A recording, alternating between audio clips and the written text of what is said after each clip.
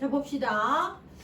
우리가 그동안 그 운동법에서 등장성이랑 등척성에 대해서는 너무 여러 번 얘기했기 때문에 어떻게 보면 이제 설명을 다시 할 필요는 없을 것 같아요. 왜냐하면 등장성은 움직임을 바꾸는 거죠.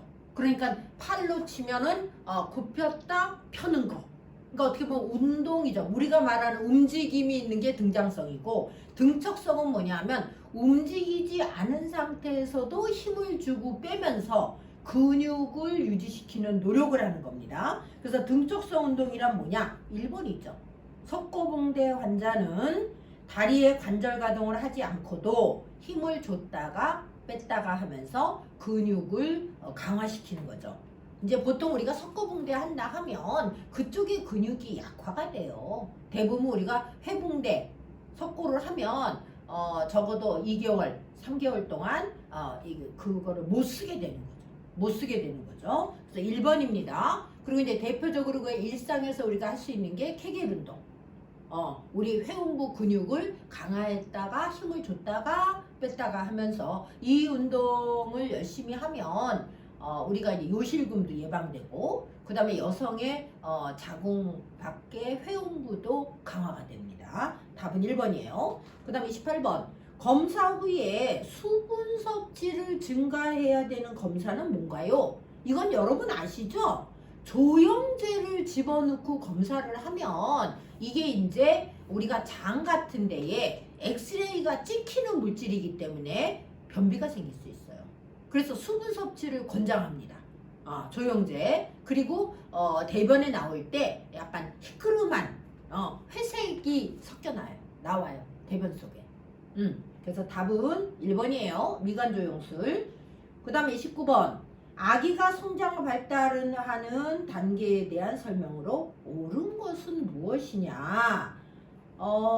방향성이 일정하다는 얘기는 이거 그 아동간호학에 나왔었잖아. 두미 법칙.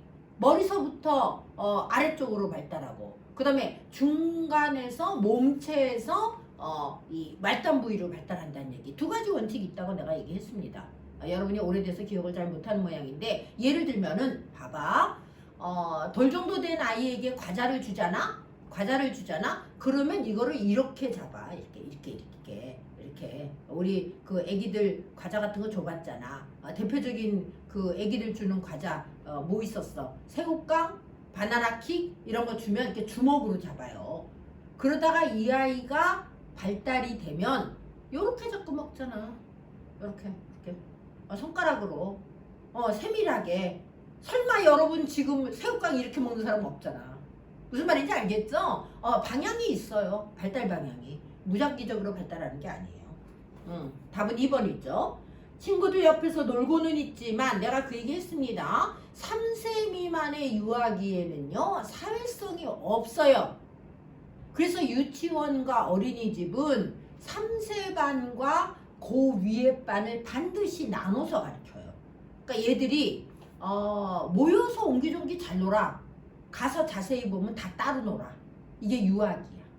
여기서 유자는 내가 뭐라 그랬습니까? 젖이라는 전유자가 아니고 유람 다닌다, 돌아다니는 거죠. 얘네들은 이때 정처 없이 걸어가.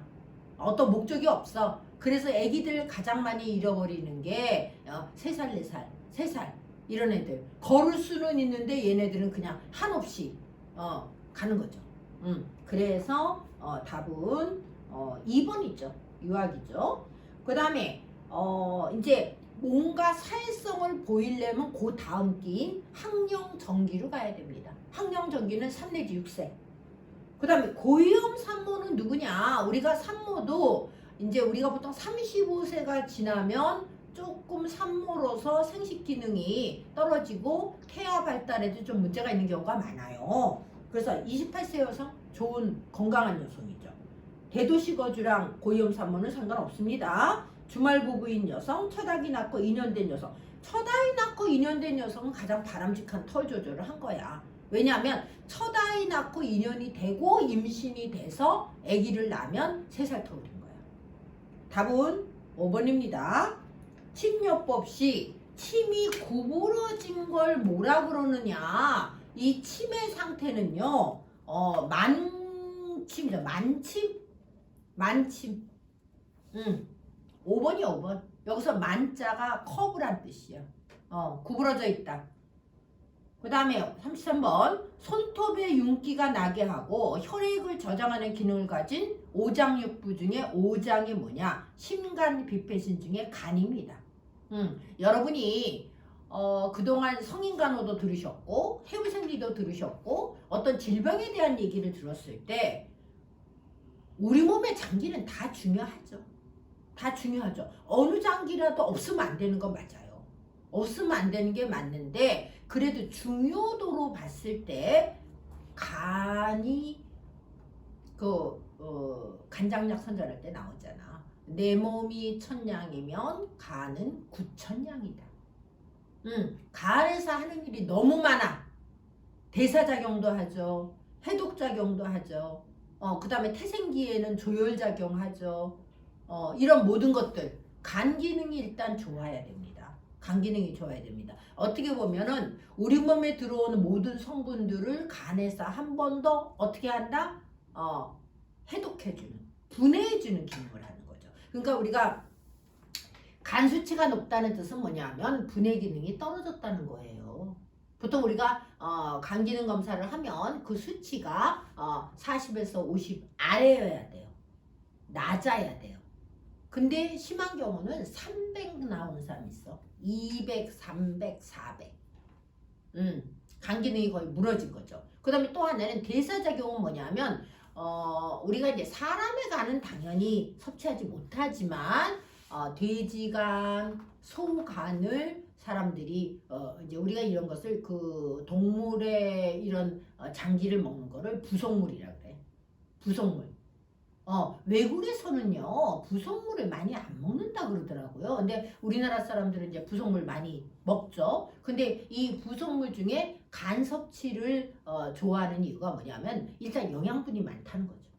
영양분이 많다는 거죠. 그 다음에 간에는 글리코겐이라는 다당류가 저장돼 있죠. 우리가 음식을 너무 과하게 먹었을 때 나머지 음식은 그럼 어디에다 저장하느냐? 음식으로 저장하는 게 아니라 영양분으로 저장하는 거야. 간에 저장돼 있죠. 글리코겐. 그래서 너무 오버해서 지방 음식과 과다한 음식 섭취를 하면 이게 바로 지방간이야. 지방간도 여러 가지가 있어. 알코올성 지방간이 있고 식이성 지방간이 있습니다. 그래서 지금 우리나라 사람들이 사실은 옛날 잘못 살던 시대가 아니기 때문에 먹거리를 못 먹는 경우는 없어요. 물론 이제 흔히 말해서 빈곤층이라고 얘기하는 금전적으로 어려움을 겪는 사람들만 먹거리에 문제가 있다면 이 먹거리를 대부분의 사람들은 사실은 넉넉히 먹고 있고 넉넉히 먹는 걸 떠나서 지금 가장 큰 문제가 뭐야? 오버한다는 거야. 그래서 비만 인구가 늘어나고 있잖아. 그래서 너무 고단위 지방, 고단위 탄수화물 등을 먹었을 때 우리 몸은 그게 지방간으로 됩니다. 그래서 아마 지방간 검사를 하면은 중산층 이상의 사람들은 거의 다 중년, 우리가 중년을 한 50이라고 봅시다. 50이라는 나이는 굉장히 중요해. 그러니까 사람의 생명표, 인구 출산에서 내가 말씀드렸죠. 인구 출산에서 생명표는 뭐냐면 이 사람이 태어났을 때 미래에 몇 년을 살 수 있느냐. 평균 수명을 계산했을 때 보통 이제 40 정도 되면 하프를 산 거죠. 반을 산 거죠. 근데 50 정도 되면 이제 우리가 흔히 중년이라고 얘기합니다. 이 중년 정도 됐을 때 우리가 영양 섭취를 과다하게 한 경우는 거의 다 가벼운 지방간이 돼요. 가벼운. 어떻게 보면 여러분과 저도 아마 정밀 검사하면 가벼운 지방간으로 나올 겁니다. 그래서 답은 1번이고 치수는 무엇이냐? 치수는요. 칙은 우리가 치아의 뿌리에 가장 가운데 있고 신경과 혈관이 분포되어 있다. 우리가 왜 똑같이 그 충치 치아후식증이 생겨도 신경치료해야 될 것 같아요. 그거는 뭐냐면 그만큼 침범한 깊이가 깊을 때 하는 얘기입니다. 그래서 보통 우리가 신경치료 심하게 할 때는 마취하고 하죠. 통증이 심하기 때문에. 답은 1번이야. 탐침은 뭐냐? 탐침은요. 자, 여기 지금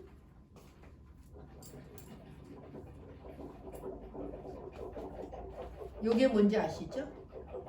이게 치경이에요. 치경. 우리가 그 병원에 가면 의사 선생님들이 그 이렇게 이빨 안에다 이렇게 집어넣어서 비춰보는 거 알지? 한쪽은 거울이잖아. 이거 거울로 비춰보는 거지. 우리가 이 안을 직접 볼 수 없으니까 여기다 안에다 해서 집어넣고 치경. 그 다음에 여기서 탐침은 뭐냐 하면 여기 요거죠. 요거 꼬부라진 거. 접근하기 어려운 부위를 파악하는데 사용되는 거죠. 탐침. 답은 3번이야. 그 다음에 36번 보건관을 봅시다. 위의 의료 폐기물 중 혈액오염. 이거는 당연히 사용한 혈액팩이지. 혈액팩 있잖아. 우리가 수혈하고 남는 혈액이 들어있던 팩. 수혈하고 난 다음에 그 찌꺼기가 남아있잖아. 5번이죠. 5번. 그 다음에 집단 교육에서 왕래식 교육 방법을 고르시오. 제가 얘기했죠. 교육 방법 중에서 일방식과 왕래식이 있다. 우리 원격 강의는 대표적인 일방식이죠. 선생님은 열심히 얘기하고 여러분은 그냥 편안하게 듣기만 하고 있는 이런 상태. 좀 일방적인 방법이죠. 그 다음에 왕래식은 서로 왔다 갔다. 대표적인 게 토론, 집단 토론, 버드 섹션 이런 거 왔다 갔다 하는 거죠. 시범도 마찬가지죠. 보여주면서 서로 얼마나 숙지했는지도 알아보고 물어보고. 답은 4번이에요. 그 다음에 강의가 일방식 방법이고 일방식 집단교육 방법이고 대중매체 포스터 비디오 상영은 이건 뭐야? 매체 중심 교육. 매체 뭔가 중간 매체를 사용하는 거. 그 다음에 38번 임산부들에게 모유수유 교육 후 평가 방법. 이 관찰법이라고 그랬잖아. 모유수유 교육, 그 다음에 인슐린 그 주사법, 그 다음에 신생아 목욕법 이런 거 다 관찰법이죠. 제대로 하는지 보는 거. 여러분이 배운 주사법, 그 다음에 우리가 바이알에서 용액을 빼는 거. 이것도 선생님이 관찰하는 거죠. 그 다음에 39번 실물이나 실제 상황 교육의 장점은 뭡니까? 흥미유발. 어떻게 생각하면 우리 간호조무과정은요. 여러분이 병원 실습하는 것 자체가 이게 실제 상황 교육이죠. 여러분이 이제 몇 명은 그런 생각해요. 우리가 병원에 가면 특별히 역할도 없는데 이거 몇 개월씩 실습해야 돼? 그거는 뭐냐 하면 여러분이 앞으로 근무할 말하자면 장소에서 어떤 상황들이 벌어지고 있는가를 실물로 보는 거예요. 여러분 보고 병원 실습 가서 어떤 특별한 역할을 기대하는 건 아닙니다. 병원에서도 마찬가지예요. 여러분이 물론 도움을 주지만 그게 아주 결정적인 도움 주는 건 없어. 그러니까 어떻게 보면 병원과 우리의 관계, 우리 실습 보내는 학원 입장은 어떤 거냐면 악어와 악어새야.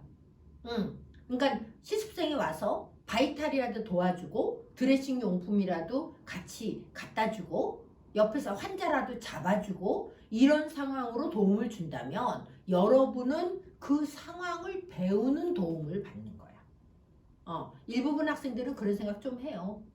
나 이거 병원에서 이렇게 선생님들 쫄쫄쫄 쫓아다니면서 보기만 하고 나한테 시키지도 않고 그 다음에 똑같은 일 계속 하라고 그러고 바이탈만 몇십 명 시키고 이런 생각 할 수도 있는데 의사 간호사도 다 의학과 간호학과 다닐 때 그런 식으로 배운 거지. 의학과 나왔다 그래서 오자마자 너 수술시켜? 그건 아닙니다. 간호사라 그래서 투약 빨리 이렇게 해서 해? 그것도 아닙니다. 결국은 어떻게 보면 실제 상황 교육이죠. 답은 3번이죠. 그 다음에 보건위생 방역, 사회보장 등의 업무를 관장하며 지역보건 조직의 기술 지원, 보건복지부죠. 여러 번 얘기했습니다. 기술지원, 기술지도. 그 다음에 41번. 우리나라 국민건강보험의 특징은 무엇이냐? 1번은 무슨 사적보험이야. 사회보험이지. 사회보험.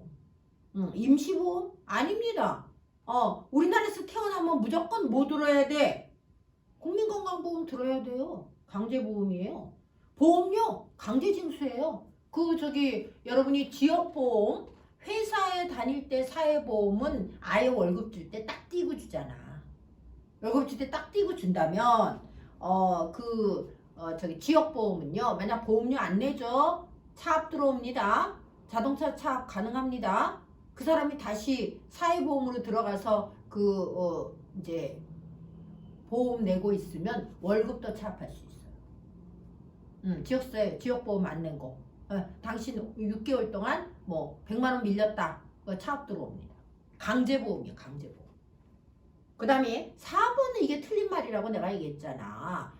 자기가 낸 돈은 많이 벌면 많이 내고 적게 벌면 적게 내고 지역보험에서는 재산이 많으면 많고 재산이 적으면 적게 냈지만 우리가 병원에서 받는 대우는 똑같습니다. 차등하면 안 돼요. 차등하면 안 돼요. 그 다음에 질병 발생에 따라 아닙니다. 이게 앞으로 조정될 생각이라고 그러더라고요. 왜냐하면 보험회사에서도 실손보험을 아주 손을 많이 본대요. 변경한대요. 이유가 뭔지 아세요? 누구는 보험료는 또박또박 내고 안 쓴다는 거야. 근데 이게 문제가 뭔지 알아? 자기가 안 아프니까 미래를 위해서 보험을 들고 나는 보험을 억지로 사용하지 않는다. 병이 안 나는데 병원 가서 사용할 필요가 뭐 있어. 그런 사람이 있는 반면에 실손보험을 들었다는 거를 기화로 오바해서 진료받는 사람이 늘어나면서 앞으로 보험료를 많이 쓴 사람에게 사보험, 보험회사에서 적게 지급하겠다는 거야. 그러니까 실손보험 들었다는 것만으로 상습적으로 그 보험료 청구를 하는 사람, 누가 봐도 저 사람은 과잉진료 받고 있어. 2주 진단 나왔는데 우리가 바쁜 사람은 1주만 치료하고 나올 수도 있는데 그 사람은 4주 입원을 해서 청구를 해. 봐봐. 우리가 보험 처음에 들 때 나오는 거 봐봐. 입원 하루당 3만 원이다. 그러면은 한 달 입원해 있으면 그 사람은 입원비만 90만 원이 보험회사에서 나온단 말이에요. 그래서 지금 실손보험 때문에 보험회사에서 다 적자래요. 선생님처럼 5년 10년 들었는데 1년에 10만 원도 안 쓰는 사람이 갖다 바친 거야. 선생님이 매달 갖다 바친 거를 누군가 펑펑펑 써서 적자래요. 그래서 보험료도 올리고 그 다음에 또 하나는 그거를 엄격히 제한하는 거야. 불필요한 거를 많이 쓰는 사람, 그 다음에 비급여를 상습적으로 쓰는 사람, 그걸 이제 비급여를 쓰고 청구한다는 거지. 주변에서 보면 그런 사람이 있다는 거예요. 그러니까 우리가 자기가 안 아플 때는 보험을 쓰지 않고 봐봐. 내가 자동차 보험을 들었어. 사고 안 났으면 그거 그냥 날아가는 거야. 1년에. 내가 120만 원 가지고 자차까지 싹 들었는데 나는 1년 동안 사고 하나 1도 없었어. 무사고야. 5년째 120만 원씩 5년 600만 원 보험회사에 냈는데 나는 하나도 혜택 못 받았어. 대표적인 게 선생님도 사고 없어. 사고 워낙 조심스럽게 다니기도 하고 코로나 지나고 나서 주행도 안 했고 이제 그런데 다 보험료는 제대로 내야 되잖아. 이런 사람이 있는 반면에 주야장창 병원에 사는 사람도 있다. 선생님 그래 보는 게 소원이야. 시간이 없어서리 입원하고 싶어도. 자 봅시다. 그래서 우리가 답은 3번이게요. 질병 발생에 따라 보험료를 차등 부과하는 거 아니에요. 똑같이 합니다. 그 다음에 42번 실직 근로자들의 생계를 제도적으로 보장하여 생활의 안정을 도모하기 위한 사회보험 제도는 뭐냐? 고용보험이잖아. 근데 요즘 고용보험도 계속 얘기 나오잖아요. 6개월 다니다가 저 잘린 걸로 해주세요. 그리고 3개월 받고 3개월 동안 땅땅땅 놀다가 또 한 1년 6개월 뭐 조금 다니다가 저 잘린 걸로 해주세요. 그래서 또 3개월 받고. 상습적인 사람이 많대요. 사실은 그런 사람들이 진정한 루저야.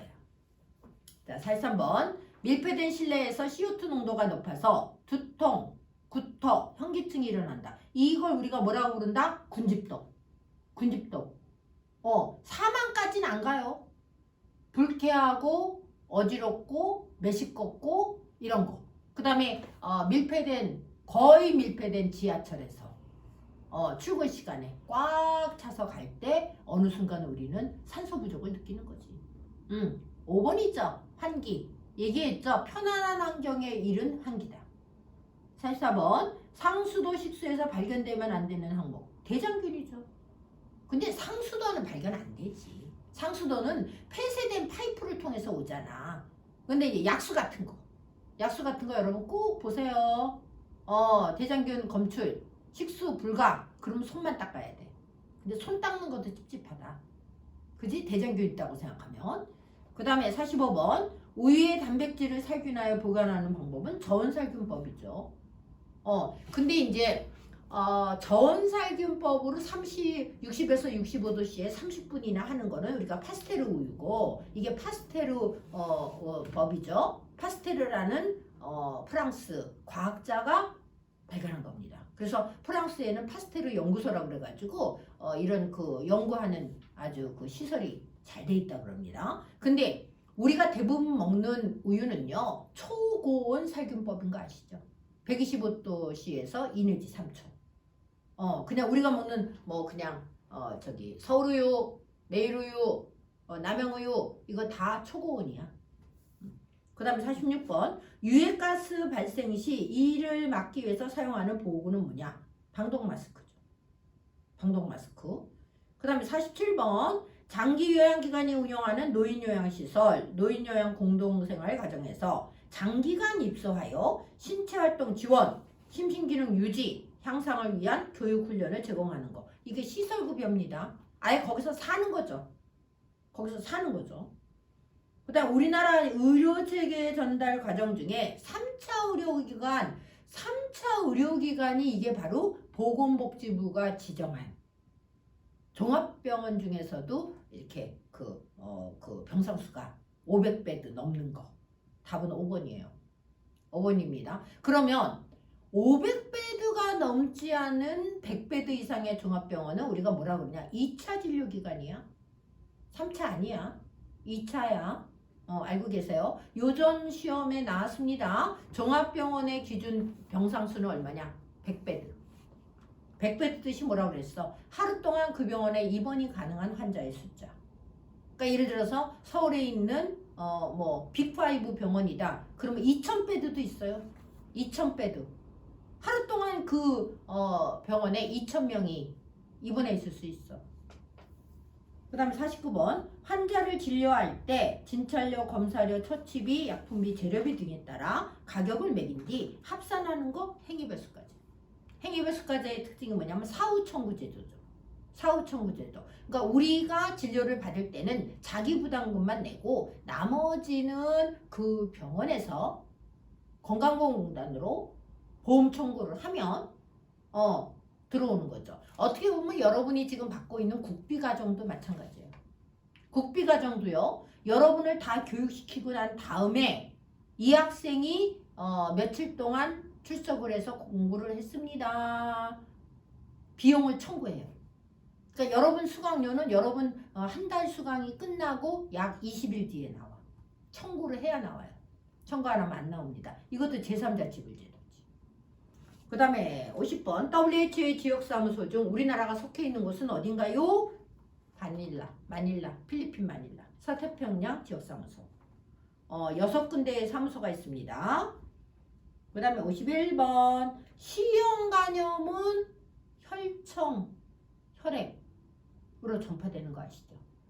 A형 간염은 경구. A형 경구, B, C 혈청. 답은 3번입니다. 오염된 주사기. 52번. 성공적인 공중보건 사업을 위해 적극적인 참여가 필요한 대상은 지역사회 주민 전체. 여러분, 저 모두 포함. 아픈 사람, 안 아픈 사람, 몽땅. 53번. 매개물이 없이 사람과 사람의 접촉을 통해서 내가 얘기했죠? 이거를 뭐라 그런다? 점막전파 성병이죠. 성병. 스킨이 아니라 점막입니다. 답은 1번. 활동성 결핵 환자와 접촉한 학생에게 우선적으로 해야 할 후속 조치는 뭔가요? 자, 엑스레이 촬영이죠. 엑스레이 촬영. 답은 4번이야. 바이러스로 감염되는 질환을 골라보세요. 이거 예전에 공부한 겁니다. 홍역, 소아마비, 유행성 이하선염. 2번이죠. 2번. 다 바이러스입니다. 그 다음에 56번. 만성퇴행성 질환의 특징은 무엇이냐? 만성퇴행성 질환은 퇴행이라는 얘기가 뭐야? 점점 심해지는 게 퇴행이지. 대표적인 게 관절염이야. 관절염. 5번이죠. 약간 좋아졌다가 또 나빠졌다가. 그래서 퇴행성 질환은 유지를 목적으로 해요. 유지. 퇴행성 질환은 완치는 힘들어요. 완치는 힘들어요. 그리고 여러분도 아셔야 돼. 모든 인체는요, 한 번 손상이 되면 100% 원상복구는 조금 힘들어요. 100%. 마치 우리가 기계가 고장나서 완벽하게 고치지 않는 한, 아예 그냥 부품을 교체하지 않는 한 그 기능이 부실해지는 거 똑같습니다. 똑같습니다. 그리고 하다못해 우리가 컵을 깨트려 붙여도 100% 원상으로 못 가. 만성퇴행성 그렇게 생각하면 돼. 그래서 노후의 노인들을 가장 괴롭히는 게 만성퇴행성 질환이에요. 노인들을 제일 괴롭히는 거. 답은 5번이야. 그 다음에 인구의 성비에 대한 거. 뭐라 그랬어 내가? 여자 100명당 남자가 몇 명이냐. 그러니까 성비는 굳이 두 개 얘기 안 해도 돼. 성비가 110입니다. 그러면 밑에 분모로 여자가 100명 깔려 있는 거야. 성비가 90입니다. 그거는 여자 100명에 남자 90명인 거야. 답은 1번이에요. 자, 가정방문의 우선순위상 가정방문 순서가 올바로 된 건 뭐냐? 여기서 신생아가 제일. 만약 미숙아가 있다면 미숙아가 앞에 있어야 되죠. 1. 미숙아, 2. 신생아, 3. 임산부, 마지막에 전염병 환자. 내가 얘기했지? 왜 전염병 환자를 가장 뒤에 가야 되느냐? 전염병 환자를 앞에 가면 그 환자의 균을 뒷사람에게 옮길 수 있기 때문에 일단 여기서 1, 2번 중에 답이 있는 거야. 임산부보다 신생아가 더 급하죠. 1번이야. 치료적 의사소통으로 환자를 안심시키는 방법은 무엇이 있을까요? 일단은요, 우리가 대화에서 제일 중요한 게 뭔지 아세요? 그 사람의 말을 들어주는 게 1순위예요. 여러분이 누군가 대화를 할 때, 상대방이 얘기하는 거를 잠잠히 들어주는 사람이 정서적으로 더 안정되어 있는 사람이라고 봐야 돼요. 정서적으로. 우리가 세상을 살다 보면 많은 사람들이 다 그 감정이 다 틀리거든. 근데 들어줄 수 있는 사람이 어떻게 보면 더 고수야. 그러니까 다수가 모여 있을 때 유난히 자기 말을 많이 하는 사람. 그러니까 어차피 그 인간의 의사소통은 왕복이거든. 내가 말하면 상대방이 반응을 보이고. 근데 치료적 의사소통이라는 것은 뭐야? 그 사람의 문제점을 내가 발견해서 뭔가 도움을 주고자 하는 게 의사소통이죠. 여러분이 교실에서 하는 수다 아니야. 수다는 그냥 하고 싶은 얘기 왔다 갔다 또는 즐거움을 위해서 너도 즐겁고 나도 즐겁고 이게 의사소통이잖아. 답은 3번이야. 지역사회 간호사 없이 중요한 것을 고르세요. 지역주민 참여. 지역주민을 위하는 건데 지역주민이 모른 척해? 소용없어요. 자, 백신 맞으세요. 백신 맞으세요. 안 맞으면 끝이야. 미국의 그 코로나 사망자 중에서 99%가 백신 안 맞은 사람이었다. 통계가 나왔답니다. 그러니까 지금도 나는 주관적으로 코로나 부작용 많아. 잘못하면 죽을 수 있으니까 안 맞을래. 그런 사람은 자신이 코로나에 걸려서 사망하는 거에 대해서도 책임을 져야 됩니다. 선생님 생각이에요. 심하게 말하면 치료비 청구해야 돼. 뭐 1인당 몇 천만 원씩 들고 있는 이 마당에. 자 봅시다. 그 다음에 61번 당뇨 환자의 발관리. 발톱을 일자로 자른다. 꼭 끼는 신발 신으면 어때? 피부 손상 오잖아. 여러분 옛날에 구두 처음 신으면 까지잖아. 그 다음에 따뜻한 물. 따뜻한 물은 이거는 약간 온도가 높은 물이란 뜻이지 미지근한 물은 아니야. 맨발로 다니지 말라 그랬지. 샌들 신지 말고. 그 다음에 발가락 사이에 로션? 발가락 사이에 굳이 로션 받을 필요는 없어요 사실은. 건조시키면 돼요. 가벼운 보습제죠. 보습제. 그 다음에 인체의 비타민들을 합성시켜주는 강선은 자외선입니다. 자외선 굉장히 중요하죠.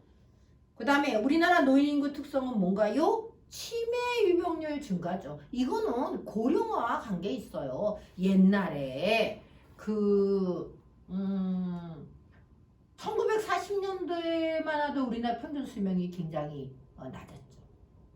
40대, 45세인가 그래요. 그렇게 생각하면 1900년대는 30몇 세였다는 얘기 아니야. 1945년 그 해방될 때 40몇 세란 얘기는 1900년도 초반에는 30몇 세였다는 얘기야.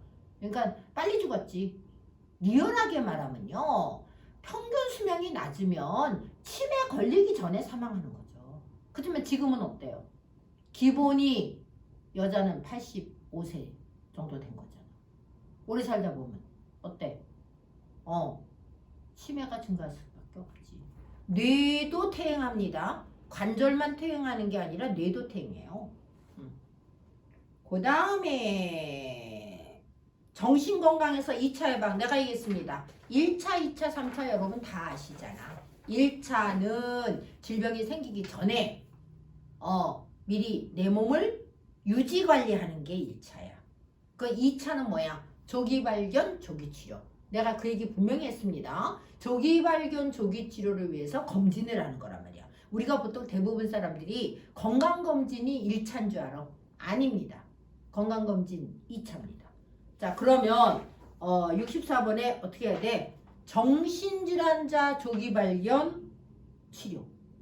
그래서 요즘 중학교 들어가면 사춘기 때 이런 그 약간의 정신질환을 발견하기 위한 검사를 합니다. 그리고 요즘 초등학교 고학년 4학년 때부터 요즘 애들이 조숙하잖아요. 초등학교 4학년 때부터 초등학교 담임들이요. 상담을 통해서 이 아이가 갖고 있는 정신세계가 문제가 있지 않나를 탐색합니다. 알고 계세요? 그러니까 어떻게 보면 5, 6학년만 돼도 정신질환이 충분히 유발될 수 있는 거예요. 우리가 보통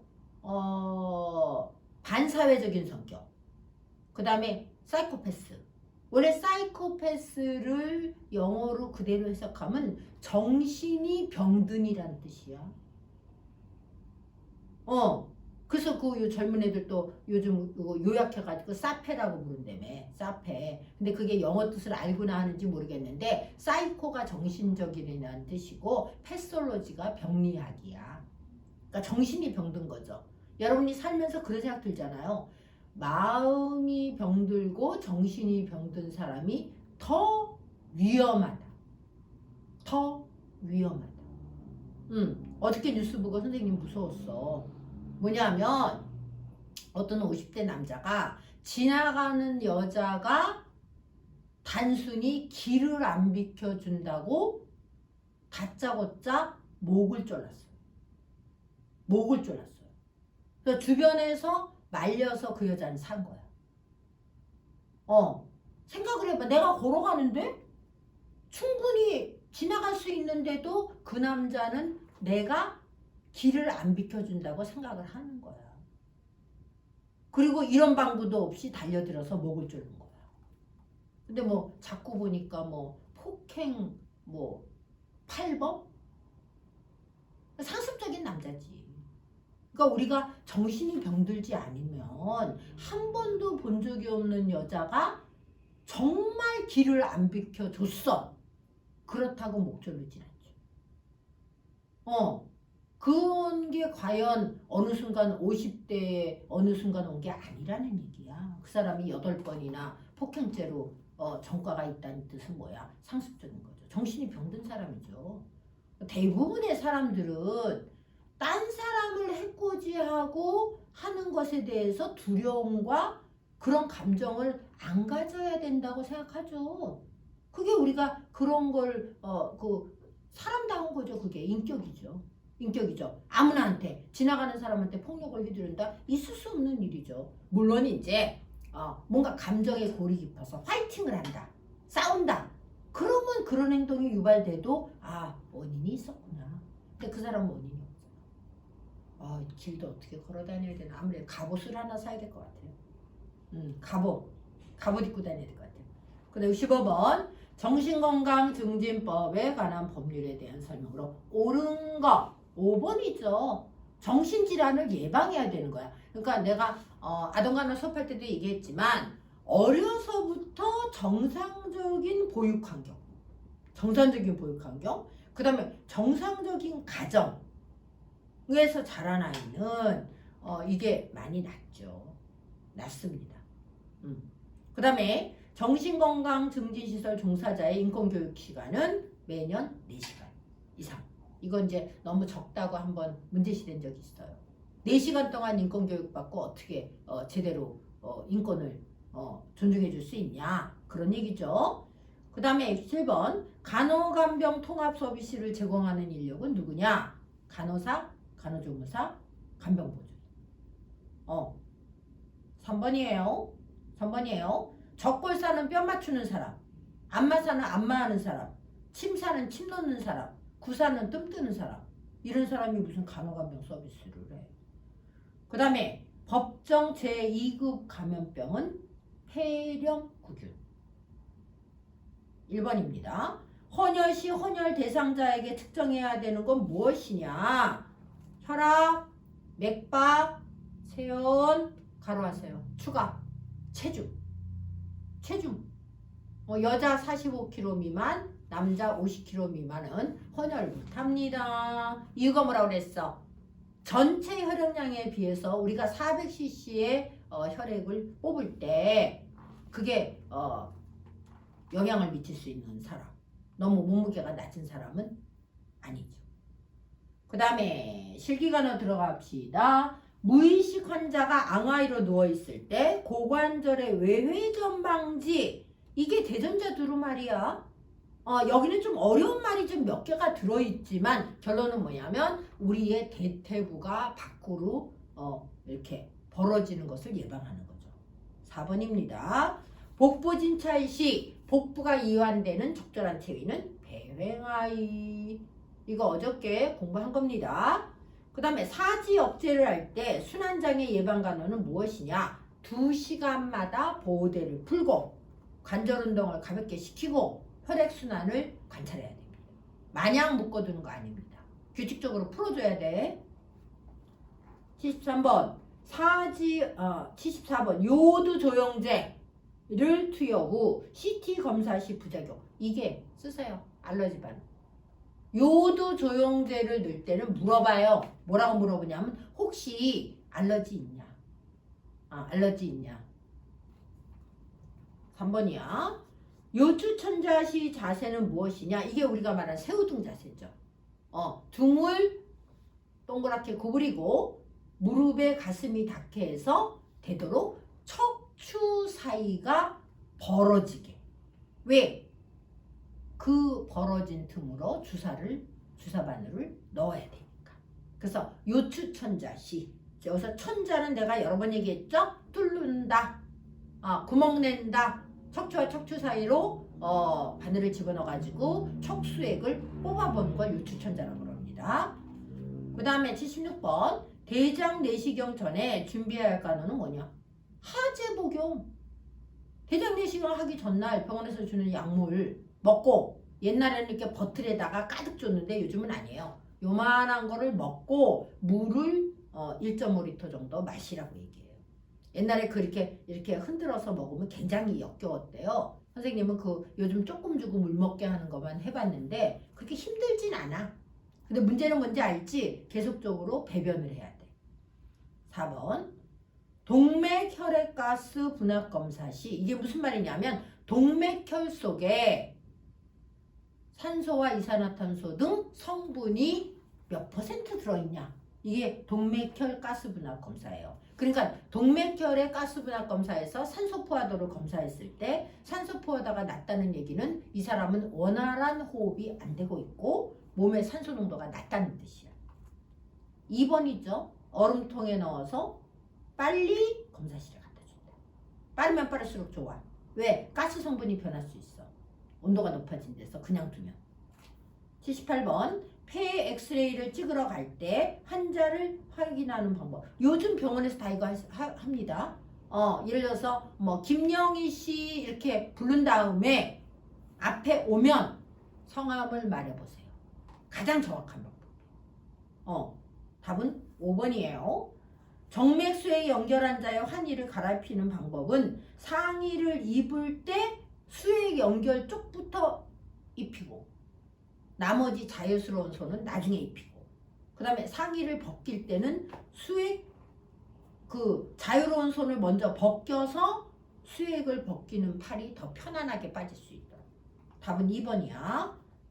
위관 영양 후 이거 여러 번 나왔습니다. 30에서 60cc의 물을 마지막에 주입하는 이유는 위관의 내부를 청소하는 거죠. 그거를 지금 표현을 뭐라고 썼는지 알아? 위관 개방 유지. 위관이 열려 있도록 해야 된다. 끈적거리는 거를 먹이고 나서 아무리 우리가 유동식이라 그래도 완전 물은 아니죠. 뭔가 영양 성분이 들어있는 걸 먹였잖아. 그럼 이 위관 내부에 그게 끈적거리는 게 붙어 있을 수 있단 말이야. 그거를 물로 한번 씻어내려야 돼. 답은 2번이야. 위절질술 환자의 덤핑 신드롬 예방은 어떻게 하라고 그랬어요? 고지방 식이, 농축된 영양분을 물을 많이 주지 말고 자주 조금씩 먹여야 돼. 1번이 1번. 그 다음에 협심증 환자가 왼쪽 가슴이 쥐어짜는 듯한 통증을 느낄 때 취하는 조치는 무엇인가요? 뭐예요? 니트로그리세린.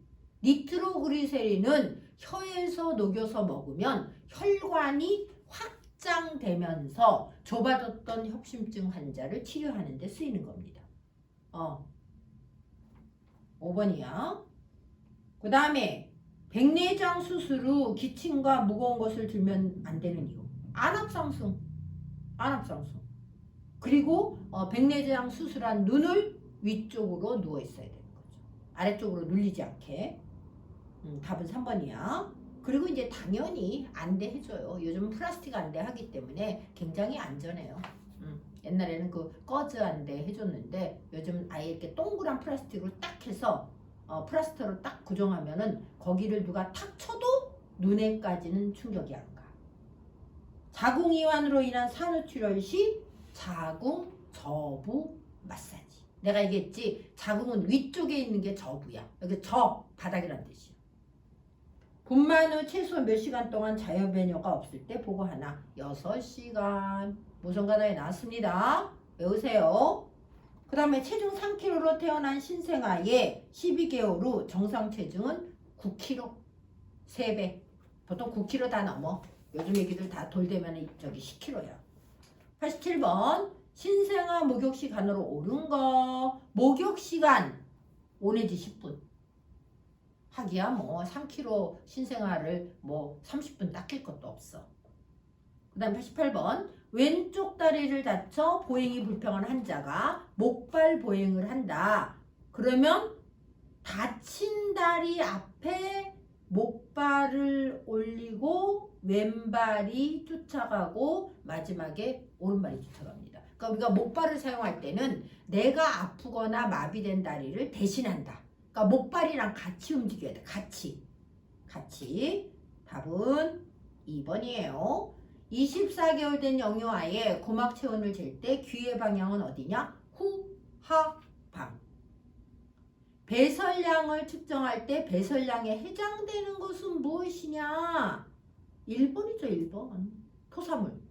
이제 g을 잴 수는 없지만 대략 어느 정도의 토사물을 토했다. 메모해야 되는 겁니다. 정맥주사는 이거는 섭취량이잖아. 혈액투여 섭취량. 가글은 뭐야? 행고되는 건데 뭐가 섭취야? 발화는 그냥 발화는 체크 안 해요. 심한 발화. 그래서 원래 섭취량보다 배설량이 약간 적은 게 정상이에요. 여자 환자의 단순도뇨관 삽입 시 간호는 무엇이냐? 대음순을 닦고 소음순을 닦고 요도에서 항문적으로 닦고. 3번. 유치도뇨 환자 간호는 소변 주머니는 바닥에 닿지 않게 매달려 있어야 돼. 가장 아래에 있지만 바닥에 끌리면 안 돼. 오염되니까.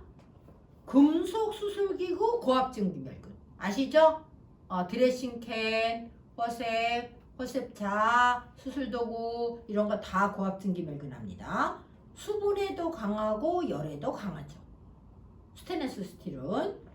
그 다음에 멸균 용기 소독모품을 다루는 방법으로 옳은 걸 고르세요. 뚜껑을 들었을 때는 아래로 들고 있고, 그 다음에 놓을 때는 뒤집어서 놓는다.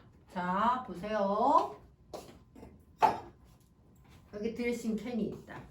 들고 있을 땐 이렇게 놓고, 바닥에 놓을 땐 이렇게 놓고, 이렇게 뒤집어서. 그러니까 되도록이면 멸균된 내부가 오염되지 않도록. 답은 2번이야.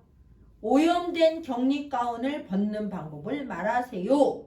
가운 안쪽에서 겉면을 잡고 뒤집어 싸면서 벗어. 1번이야 1번. 그러니까 외부가 오염이 됐으니까 안쪽에서 이렇게 벗으면서 뒤집어. 왜? 오염된 겉면이 속으로 들어가. 96번. 종아리 부종을 감소하기 위한 붕대법은 이거를 나선 절전대라고 그럽니다. 2번이. 나선 절전대는요, 굵기가 변하는 부위. 발목서부터 올라가면서 굵어지잖아. 거기를 싸기 좋습니다. 2번에 2번. 그리고 내가 얘기했지, 가는 곳에서 굵은 쪽으로 싼다고. 그 다음에 97번. 노인 환자 통목욕 시 사고 예방은 뭐냐? 깔판을 반드시 깔아줘야지. 바닥에 미끄러지. 목욕탕에서 넘어져가지고 고관절 골절되는 분 많아. 목욕탕 조심해야 돼. 왜냐면 일단 목욕탕 우리가 샤워를 하거나 그러면 바닥에 비눗물이 있을 수 있잖아. 답은 5번이야. 대상자의 의치 간호는 세면대에 수건을 깔고 세척해 줍니다. 건조하게 보관하지 말라 그랬지. 물속에 집어넣어야 돼. 왜 휴지에 싸서도? 크레졸? 아니죠. 3% 크레졸은 이거 대변 소독하는 데 쓰는 거야. 그 다음에 알코올로 왜 닦어? 99번. 새로 입원한 환자가 불안해하는 경우 환자의 간호 방법은 뭐냐? 병원 시설에 대해서 자세히 안내하고 사용법을 알려주는 거죠. 일종의 소개죠. 우리가 집에 손님 왔을 때도 가장 먼저 어디를 알려줘야 되는지 알지? 화장실 알려줘야지. 화장실. 그 다음 100번. 치매 환자가 자꾸 집 밖으로 나가려고 할 때 대처해야 할 행동은 무엇인가요? 자연스럽게 한번 같이 나갔다가 손잡고 같이 들어오면 돼요. 치매 환자는 너무 복잡하게 설명을 하고 규제를 하면 안 돼. 복잡한 게 뭐야? 할머니 밖에 나가면 자동차 있잖아요. 사람들 많잖아요. 다치니까 안 돼요. 이렇게 길게 할 필요 없어. 심플하게 해야 돼. 그거를 다 알아들을 수 있는 사람이 아니라는 거죠. 치매가 제일 무서워. 자, 점심 식사 하시고 이따 12시 55분까지 들어오시면 됩니다. 식사 맛있게 하세요.